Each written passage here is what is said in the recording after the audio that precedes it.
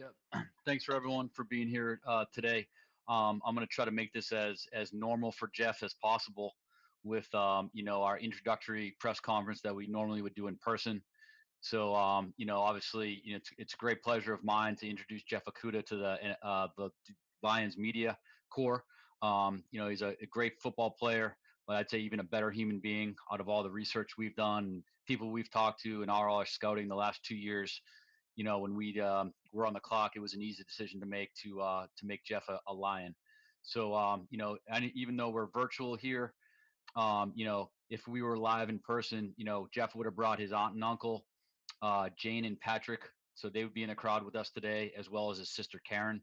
So I think those people deserve some recognition that helped Jeff grow up and mature to the man and the player he is today. So I'll keep it brief on my end. I know you guys want to talk to Jeff, but I'll pass it over to Coach Patricia to add some more comments. So welcome, Jeff. You. Appreciate it, Bob. Thanks. Obviously, we're real excited here today. Let me just say it's great to see everybody's faces. I know it's been a while since we've had a chance to catch up. Mike, good to see you got that thing moved down. We were seeing the top of your head there for a little while, so glad you got that Zoom figured out. But certainly great to see everybody. Hope everyone's staying safe, staying healthy. It's critically important, at this time that that everybody's doing that. But we couldn't be more excited about Jeff and having the opportunity to bring him on our team. He's a young man that we've spent a lot of time with, got a great opportunity to know, at the combine, and then follow up, talk to his coaches, talk to just about everybody he's played against, and, really even going back to some of his stuff coming out of high school. I'll say it's not often that you meet someone and you spend a 15 to 18-minute interview at the combine when you're rolling through players, and that player says something that just sticks so hard to you as a person, that explains who he is as a person. And it's something that makes you go back and you talk to your wife about it, and you're like, wow, this is an amazing young guy. So we're just really excited that we had the opportunity to add him to our team. Obviously, as a player, everything he's done on the field is phenomenal. His skill set, his ability to go out there and match up in different roles, play at a high level, knowing that, teams are either game planning to do different things to him to try to create confusion, and his ability to just go through play after play and be competitive, be tough. Like I said, he's got a great skill set. He tackles, he plays hard. He works even harder off the field. It's something that is so rare and unique.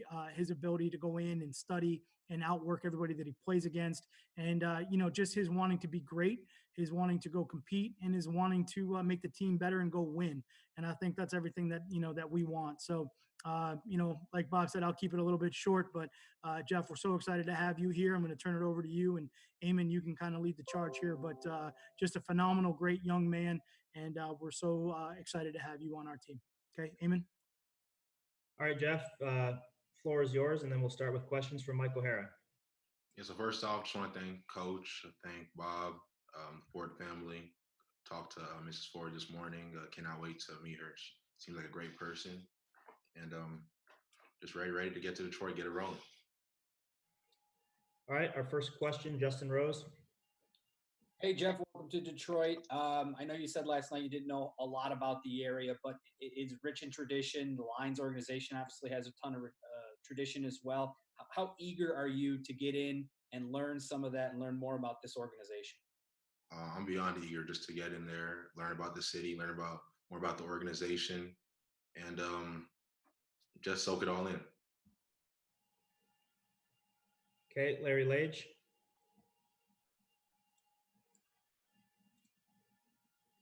Interesting thing about you outside of football in terms of non-athletic interests or anything like that? Heavy Netflix guy, so I like to binge watch a lot of TV shows in my free time. Larry, say that again. I said Ozark. Ozark, no, yeah, for sure. I'm on season 3 right now. I'm about to finish it up this weekend, probably. All right, Dave Burkett. Congratulations, Jeff. Welcome to Detroit. So, what was it that you said at the combine interview with the Lions that hit Matt touched Matt so deeply? Do you think? I just shared with him something about my upbringing. Talked about my relationship with my mom growing up, my father. Something real personal to me. Is there anything you can, maybe you don't want to share the whole story, but is there anything that you could say about, I mean, you talked a little bit about your mother yesterday, but just anything more you can say on that? It was just a real personal moment. All right, Justin Rogers.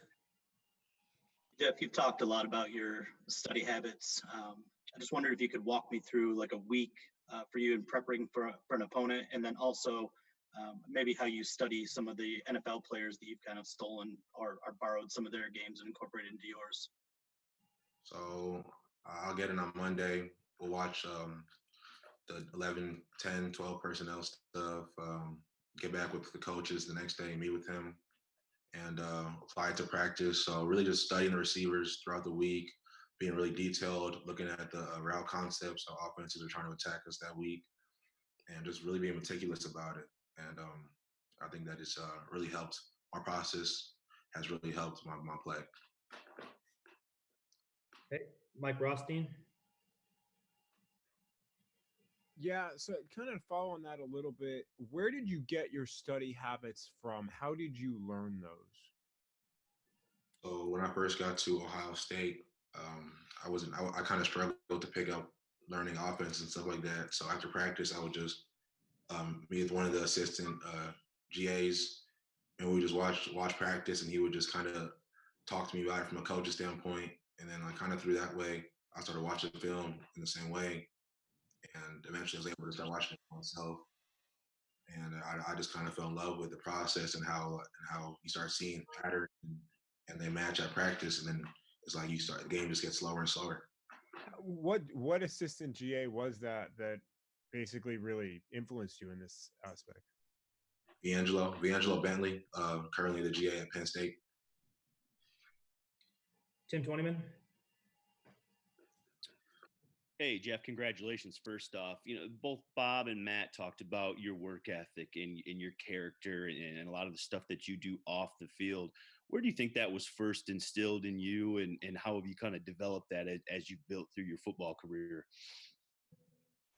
I think it comes just being tough and seeing my mom go through what she was going through at the time with chemotherapy. And while she's doing chemotherapy, she was still in a nursing school. And just seeing that, it just instilled the work ethic, just knowing that you get out what you put into things. So I'm always trying to put my best foot forward and strive to be great. Jason Lewis. Hey, Jeff. What part of your game do you take the most pride in, and what do you feel like is the biggest asset that you're bringing here to Detroit? I take pride in my technique a lot. Something that I pride myself on a lot, put a lot of hours into studying guys, going out there, putting in work, sharpening my technique. And I think my willingness to learn, I'm going to come in, willing to learn, really open-minded, and try to soak up a lot of information from the older guys. Rainer Saban. Yeah. How much has the your growth kind of been attributed to the fact that you kind of grew up in the Dallas area, faced a lot of tough competition early on, and were kind of, grew up in that kind of football culture there? And how much do you think that had an influence on where you are today? Yeah, so I was born in New Jersey, so I moved to Texas when I was in sixth grade, and I think that just seeing the change of competition and how serious sports taken in Texas was big, because when I got to Ohio State, I was already used to competing against the top guys, and even though it was tough, I think just having that background of high level of competition, I think it paid dividends. Brad Galley. Jeff, congratulations, man. I'm sure your phone was blowing up last night, but to get such public recognition from LeBron James, can you discuss the relationship between the two of you, and to see that come across your phone, what that meant to you last night? So we're signed to the same agency, and so through that, we spoke before, and I think that just seeing what he said, it's kind of just testimony of the hard work that's been put in, and it was a pretty cool shout out. Michael Stetz. Jeff, congratulations. Ohio State, known as cornerback U. I believe you're like the 8th cornerback taken in the first round since like 2014. Your teammate Damon Arnett was the 9th. He was taken in the first round as well. That a sense of pride for you, and just tell me, what do you attribute that to, that your college continues to churn out top cornerbacks such as yourself? I think it's just having a standard. When you play cornerback at Ohio State, the standard is pretty much be a lockdown cornerback. So anything less than that is kind of seen as a disappointment in the eyes of the guys who played before. So I think when you hold yourself to that standard, then going first round or just getting drafted high, it kind of just comes along with it, even if you weren't striving for that. Mike Stone. Somebody once told me that Michigan, you really wanted to go to Michigan or had major interest, and they didn't reciprocate as much. Is that true? And also, why have you guys at Ohio State been able to dominate them so much? I don't know that it's necessarily true. It might be, it was so long ago, but Ohio State, I think that's the way that we approach things. We focus on the game starting in January, so we have 10 months to just prepare for one game. So I think when you look at it that way, it's a big reason and why we've been so successful in the past. Steve Courtney. Jeff, how you doing? Welcome to Detroit. Congratulations. Talk about your draft experience, albeit, Jeff, in this virtual age, from your last game at Ohio State through the combine. You must have quite a sense of relief now that it's done and you're a member of the Lions. Definitely. I think the whole experience was really just interesting. I used the time to reach out to some players and kind of get tips, pointers from guys that have been doing it for a while. And the process to me has really been great. Have a chance to sit down with a lot of teams, talk about football, and talk with former teammates that I've had, ask them how their process is going. So I think it's brought me close to a lot of guys. Jamie Edmonds. Hi, my question is about draft night, and it certainly wasn't what you probably expected. I'm sure you wanted to have the suit and be in Las Vegas and do that whole thing. Talk to me about adapting to this world that we're living in and what the next step is. Are you going to work out virtually and all that stuff? It was still cool to me. I think that just everything going on, having an in-person draft wasn't the most important thing. I think just the fact that I was surrounded by loved ones was it was really cool to me. The whole moment was surreal. Felt like I was on cloud 9 all day yesterday. So I think that I'm feeling really good about being a Detroit Lion. Kyle Meinke. Jeff, welcome to Detroit. The NFL is notoriously difficult on rookie cornerbacks. The jump can be difficult on guys. You don't have an off-season program. There's a lot that's going to be expected of you right away. How are you, anticipating, taking on that challenge and getting ready to, contribute so early in a difficult position? Just get to work. I have to control what I can control. So I'm gonna do everything that I can to be as ready as I can be whenever I get to Detroit. Are you talking to other cornerbacks that have done this before about what they did to help make that transition?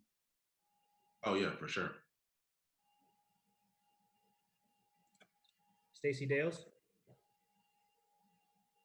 Hey Jeff, congratulations. I guess my question for you is, you are joining a team with a GM and a head coach who have Super Bowl credibility and pedigree, I guess I could say. What excites you about helping turn around this thing that they are trying to turn around and shift a defense that you will impact immediately? What excites you about that? Just to be part of something special. When I was at Ohio State, my sophomore year, we were the 75th overall total defense, and then we finished up my junior year as the #1 overall defense. So I love to be part of change, and I think that when you put all hands on deck, special things can happen. Oh, Dave Burkett, then Tim Twentyman.